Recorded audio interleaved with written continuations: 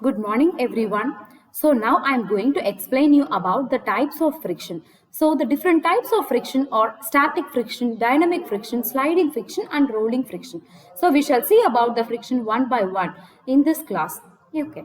So the first type is static friction. Static friction is when a body is at rest. The friction experienced during the rest position of the body is said as a static friction, right? See, when you're able to rest at one place, it is only because of friction, right? When you give force only, it will tends to move, else it will not be moved, right?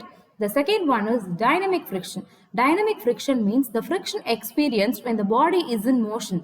That is called as dynamic friction. This is found only in where the movement is there. Right. The next one is sliding friction. So when a body slides over another body, it is called as a sliding friction. Right.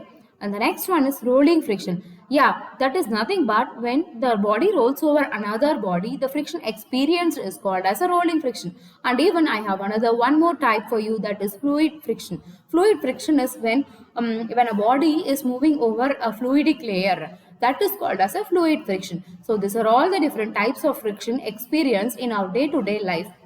Yeah, repeat it one more time. That is static friction, dynamic friction, sliding friction and rolling friction. These are all the types of friction, right? So I have few examples or figure for the friction.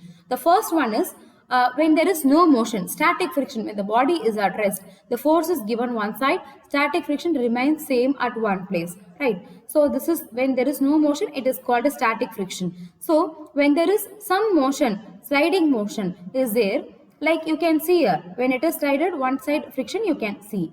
Another one is rolling friction. Rolling friction is like you can experience that when a body is rolling over another, when a body is rolling over a surface, you can experience the rolling friction, right? So these are all the different types of motions. This sliding motion you can see whenever there is in the inclined surface, when you fix a block, that will be sliding down one by one, like little by little. That is called sliding friction, right? So the next topic we're going to see is angle of friction. So the angle of friction is between, means it is between normal reaction and the resultant force.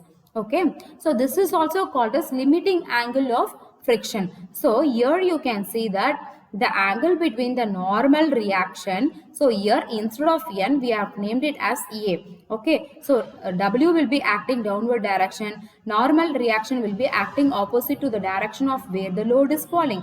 So in the line of action we are just transferring it to the opposite, right? So it's normal reaction and the resultant force is R, right? So it is between the resultant force and normal reaction. The ratio of between these two, you can get the answer for angle of friction. Okay, so next one is coefficient of friction. Coefficient of friction is the ratio of between limiting friction and a normal reaction. That is nothing but mu is equal to f by 1, f by n, which is a constant. This is also between 0.25 to 0. Normally it will be 0.33 to 0.35. Right. So it's nothing but the ratio of limiting friction to the normal reaction is said as the coefficient of friction.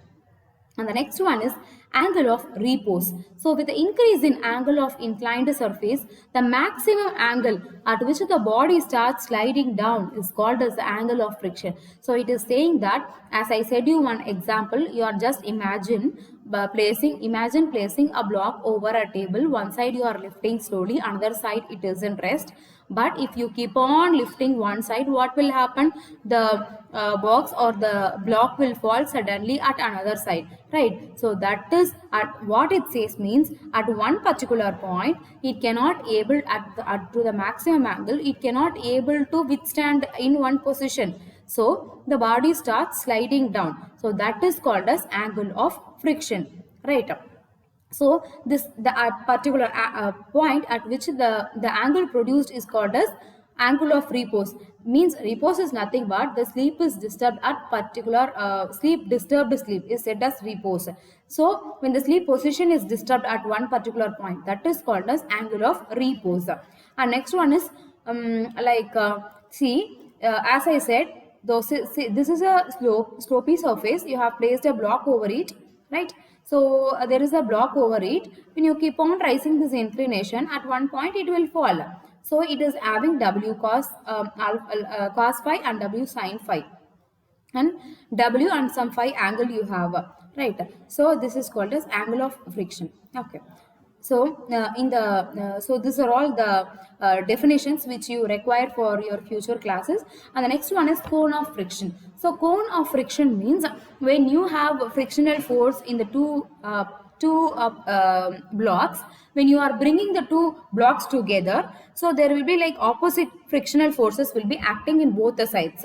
So what will happen means the like opposite reactions and everything will be produced at one particular point. Friction from this side and friction will this side, so from both the blocks will tends to form a cone, right? That like double the times the angle will merge together and it will form a angle of 2 phi. That is called as cone of friction. So the next thing which you will be learning, the definitions which are very important for this particular friction module is angle of friction, cone of friction, angle of repose, coefficient of friction, limiting friction, and what is meant by friction, and types of friction. So the types of friction is static friction, dynamic friction, rolling friction, fluid friction. These are all the different frictions, right? So this is how you need to write one by one. And theory question seems to be like very important. That too, this angle of repose is very important for your university exams. So I'll continue my laws of static friction lecture in the next video. Thank you everyone.